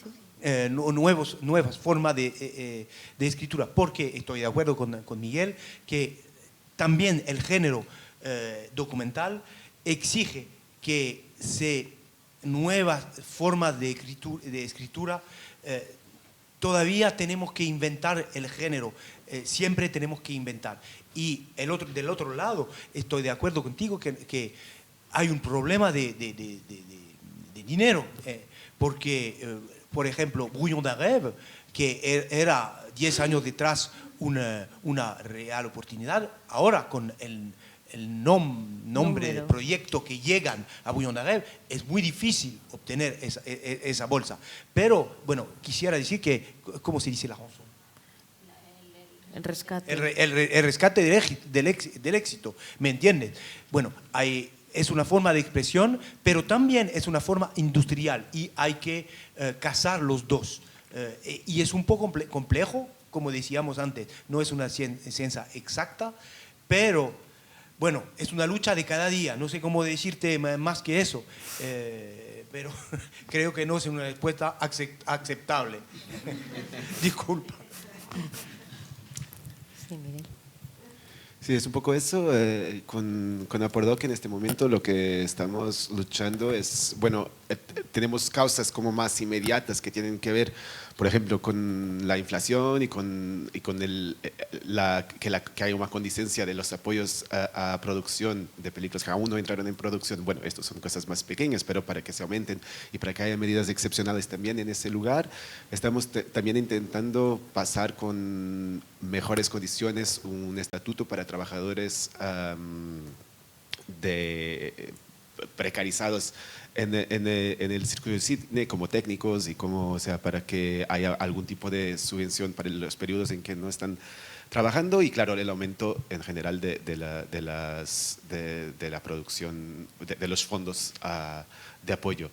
Y sobre lo que estaba diciendo de los laboratorios, bueno, yo creo que sí, que apuntas a algo que es real, que es que hay una proliferación, pero también una homogeneización de muchos de estos espacios que lo más interesante sería que cuando se participa de un espacio de eso sume algo, incluso a otra cosa que se hizo. Yo creo que hay la necesidad, pero como en todo, como los festivales, como los espacios de distribución, o sea, que hay esa homogeneización pasa con varias cosas y creo que eso tiene que ser también una investigación que el que está desarrollando el proyecto hace y también de comprender cuál es el perfil que puede tener más sentido para el proyecto que se está desarrollando. Lo único que no estoy tan seguro es si esta hiperproliferación es una de las causas de que no haya tanto dinero para producción. Yo creo que viene de otros lugares,